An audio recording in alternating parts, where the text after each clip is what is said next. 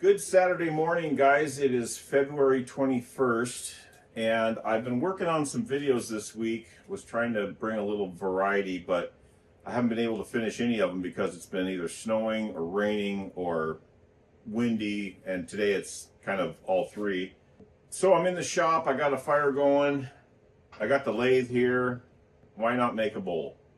I've got several chunks of Pacific Yew that have been sitting here beside my lathe for quite a while. This one's kind of calling my name today. It is 11.5 by 9.5 by 8 inches at the widest. Probably averages about 7 inches that direction. And I believe my plan is to put a woodworm screw in here and make this the top and see what this shape will allow me to make.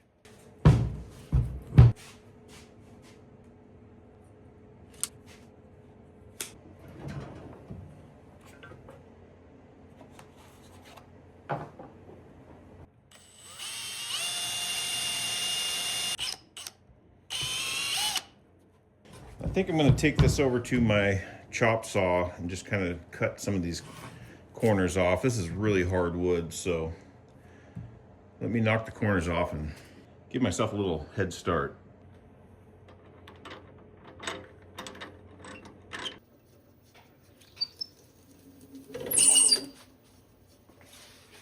All right, I wasn't able to cut too much off of these corners.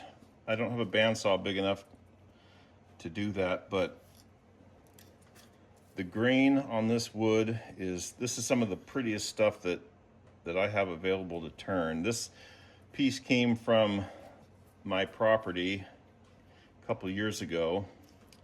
Should be good and dry. Should be good and out of balance for a while as well. So I'm gonna mask up because this wood's toxic and start shaping it, knocking the edges off a little better and see what this thing wants to end up being. All right, well, I'm only able to get about 400 RPM out of this right now. So to quote the great Phil Anderson, mask and face shield on.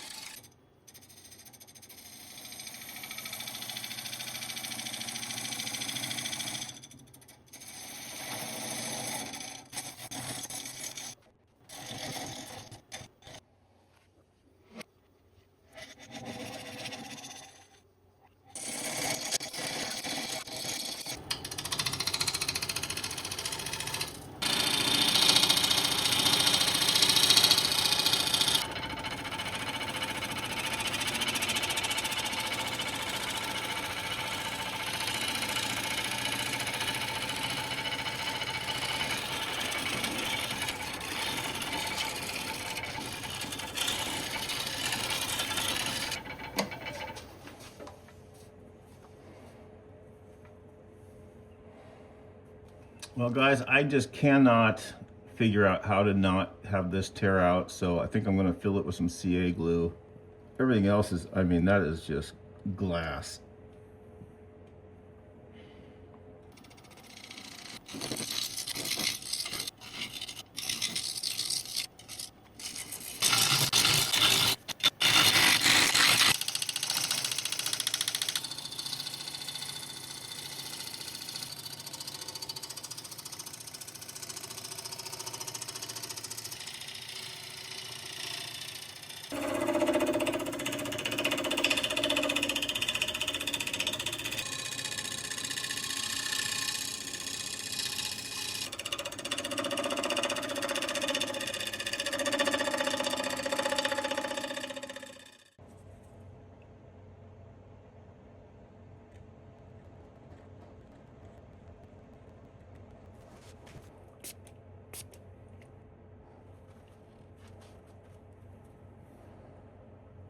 All right, I'm going to take my carbide detail tool here and see if I can kind of sharpen up that edge to make it harder to finish and sand.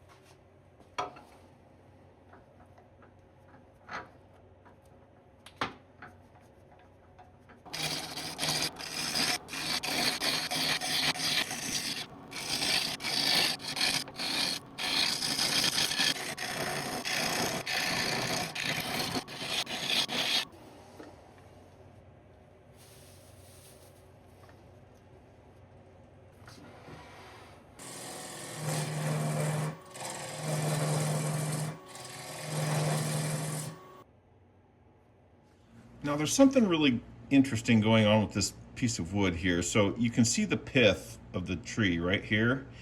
And then these first 2 inches, there's 37 growth rings, so 37 years of growth.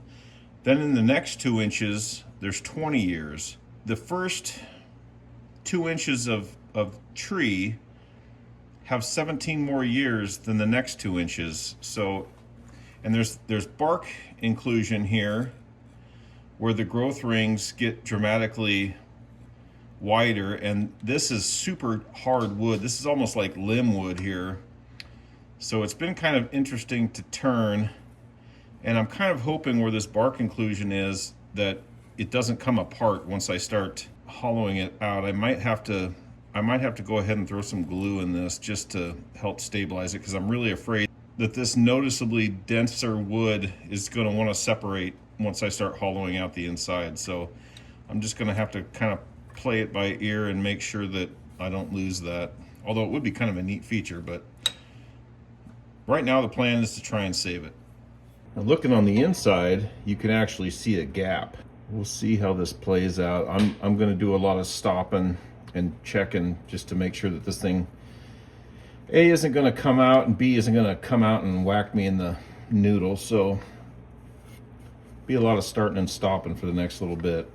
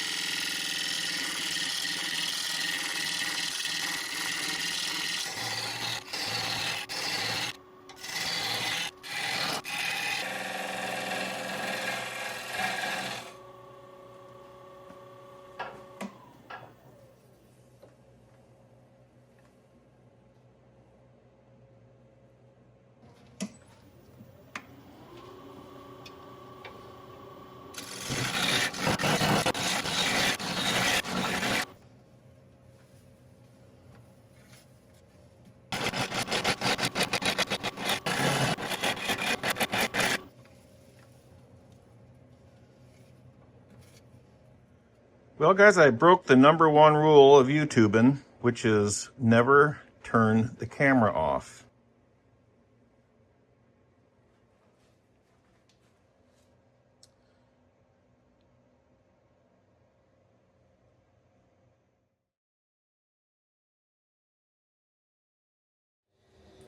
All right, guys, up until now, I've been filming with my iPhone 17, and it works great, but it's really hard to get my tripod set up and get the phone in here to really get you guys into what I'm doing. So I've purchased a 360 camera. I've played around with it just a little bit. Let's see if you can tell the difference.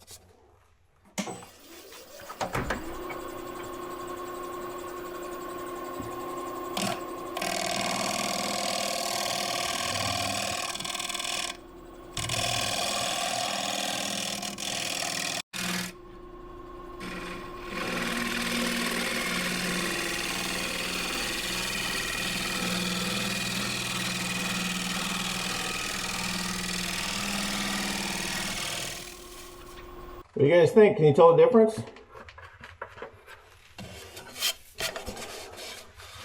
All right, well, I've switched back to my phone. Looked like there was quite a bit of sawdust sticking to this lens for some reason, and I'm a little worried that it's going to affect the footage, so I got to figure something else out.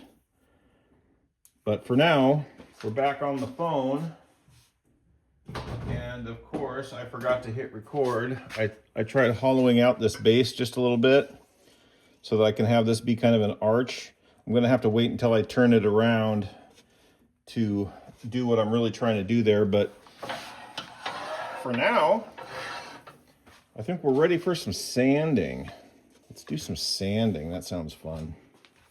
Now, I was able to get this pretty smooth with the chisel, so I'm going to start with 150, probably work up to about 320 inside and out, and then I'm going to use some abrasive paste because I think that's what's going to really make this red wood pop.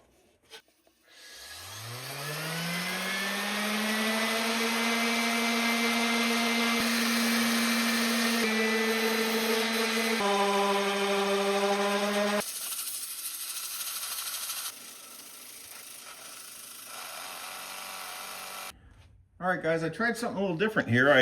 I've got, I think, 180 grit on my Robert Sorby sander here, and I put Yorkshire grit on this and worked it around with the wheel. And I mean, I can almost see kind of a paste of sawdust in here, and I'm thinking that maybe this is a new technique that I've just come up with. I'm going to grab a bunch of shavings and kind of burnish that inside and see how shiny it is.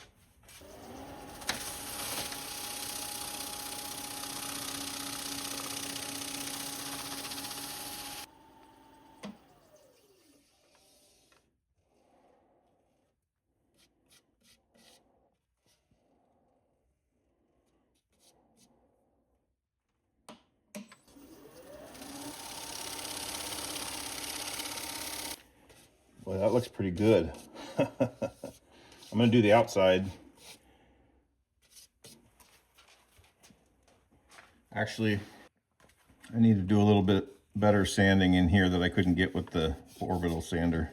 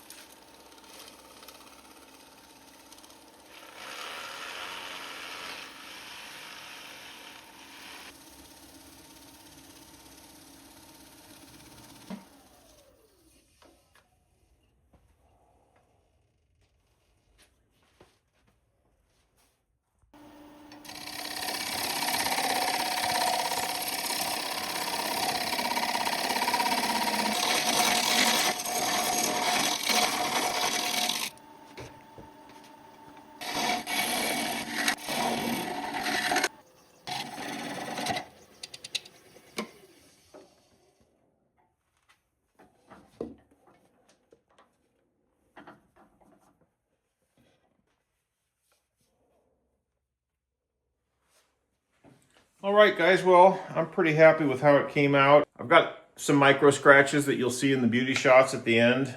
It looks like you've got it nice and smooth. It feels smooth, and then once you put some finish on it, those tiny little scratches kind of show themselves. But from 18 inches away, it looks pretty good.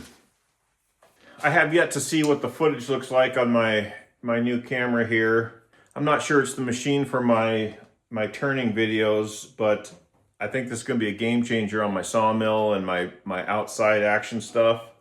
The lenses just seem to have some static cling to them, so all the dust was just poop right to the lens. That was poop. It's a technical term.